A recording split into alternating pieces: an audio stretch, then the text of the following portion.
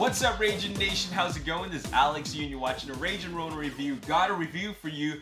The film that I'm about to review for you is a short film called Ramel Carter. That's the name of the protagonist, played by actor Louis P. He's also the writer and producer of this film, and it's also directed by Chris H. Green, who also stars in it.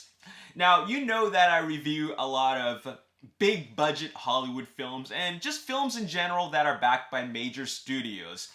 But it's actually a nice change of pace to watch a short film. And recently I've been interested in watching independent movies, and I just want to watch, smaller films. Now, don't get me wrong, I love superhero movies, I love big action spectacles, and they're very, very entertaining and very, very enjoyable. But we've been getting a lot of them back to back to back to back, and it gets a little bit mind-numbing, and I'll always love them, but it just feels fresh to watch something smaller. So when I was given the opportunity by actor, producer, writer Louis P to check this film out, I was actually very, very interested. So thank you, Louis, for the opportunity. I really, really appreciate it.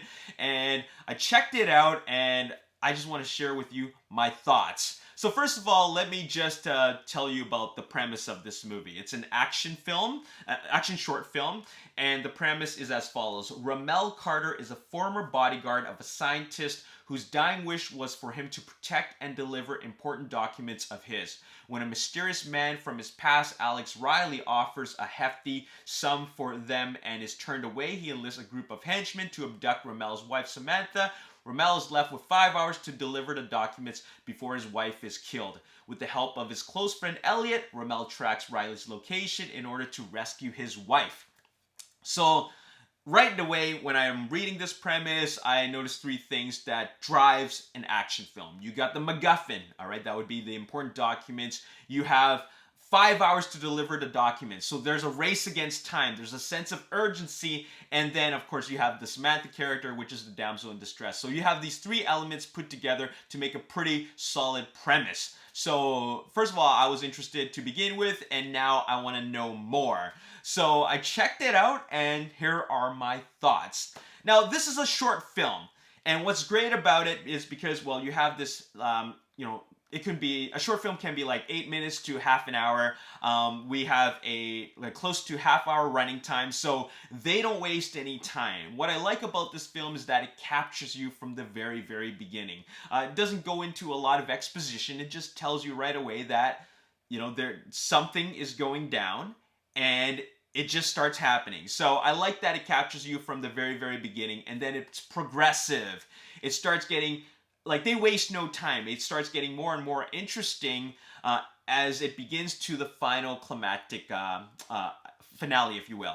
So that's really cool. I'm glad they decided to go with that route instead of, just, giving us a lot of exposition, which could potentially create some pacing issues. But it's a pretty fast-paced film. Moving on, I want to tell you that I thought that with an action film, I thought it was going to be gun battles and maybe even a car chase. I didn't really know what to expect, but what I didn't expect was it being a martial arts action film. So Ramel Carter is a martial arts action film, and there's a lot of really cool choreography in it. It's something I did not expect. So once they start busting out the martial arts and the MMA, that was cool. So when I first saw the first fight, I was like, oh, okay, all right. This is different. Not what I expected, but definitely cool to watch because, like I said, definitely very, very cool fight choreography in there. Another thing I want to mention is that, like I said before, it is progressive. It's a progressive story which develops and continues developing until we get to the very climactic finale. And when I first started watching this movie, I didn't automatically connect to Louis P's character Ramel Carter right away. I didn't connect with him right away.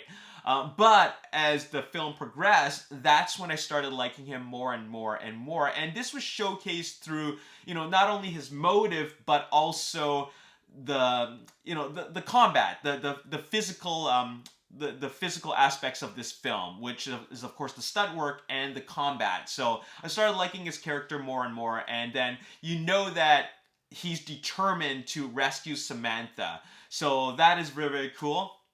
I also want to mention that there is a like while that Ramel Carter is the main character of movie, there is a character that I actually like more. And I'm gonna be completely honest, it's the supporting character, his best friend Elliot. I really like him, and it started off from the beginning because this is a character that's got his back, and you always like a character like that. You know, you always connect with a character that is a good friend, the good buddy, the guy that's always there for you. And so I also like the fact that Elliot is not just your average buddy, but he's also very, very resourceful. So I like the way that he was written, and not only that, there was a strong performance put in by actor Jelani Jeffries. So very, very cool. I'm glad that that character was written like that, because it really added an interesting dynamic to this film. So excellent job on those parts. Now, of course, like there's not a film that I've ever reviewed that is perfect, except for Pulp Fiction, but I'm not here to compare any of these films. This film, while I mentioned the pros, there are some things that I thought could have been improved. Now, I'll start by mentioning that Samantha, played by Sienna Jade, Sienna Jade, she was the weakest link in this movie. She plays the damsel in distress, and she does have a good amount of screen time, but I wasn't completely convinced that she was in any danger, or at least in that much danger. I mean, she's there, she plays that character, but the performance wasn't strong enough, because there's, her life is at stake and there's a lot of threats around, but she just didn't put in enough to really showcase that there was a major threat going on, or that her life is at stake here. So I wish that she should have put in a bit more effort into her performance, and that way I can see that, okay, there is there's danger here. Maybe she should act like it. So that was a weak part about the film, and that could have been improved.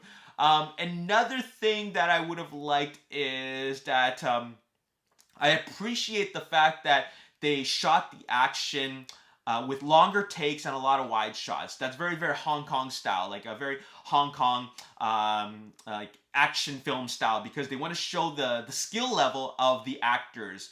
And they do that a lot in John Wick, which is, of course, inspired by a lot of the Hong Kong movies. And I appreciate that. But one of the things that I would have liked to see is a few more close-ups. I would have liked to see close-ups of the characters' faces. And this all comes down to cinematography and editing. I would have liked to see more of the aggressive nature of the fights, because it's very well choreographed, but I would still like to see more performances, not just physical performances, but also the actual acting during the fight scenes, where you see the close-ups, them struggling, and just showing a little bit more desperation throughout the fights. Besides that, I do like the choreography of the film, of the fighting. It's very, very creative. It's well-rounded. There's MMA involved. There's I guess standard kung fu involved, where you got your punches, kicks, and blocks, but then it also comes with a little bit of grappling work, which is always fun to watch because it's very technical. So I really like that aspect about it, but I would have enjoyed a little bit more of the performance nature of it,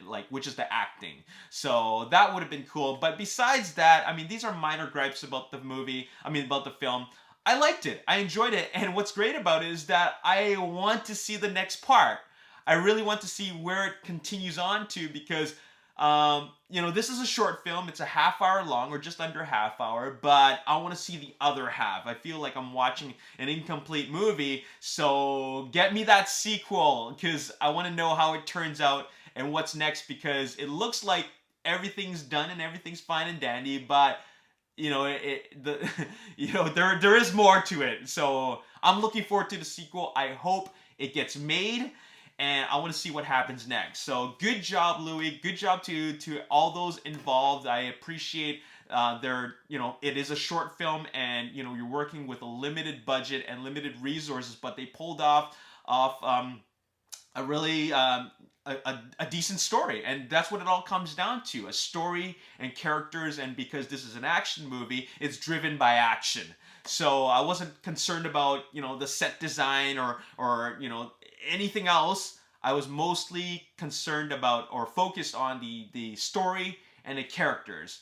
and that's what I was treated to. So good job on that. So I recommend everybody go check it out. Subscribe to his channel, Louis P TV. I'm gonna leave you the link in the description box below. You can check out the movie Ramel Carter, and send some feedback. So there you have it. That's all I gotta say in this review. Go check it out. And as always, if you enjoyed this review and you want to see more, make sure you hit the like button, subscribe to YouTube channel, like me on Facebook, The Ragin Nation. Also follow me on Twitter, Ragin Nation. My name is Alex. Thanks for watching. See you next time. Peace.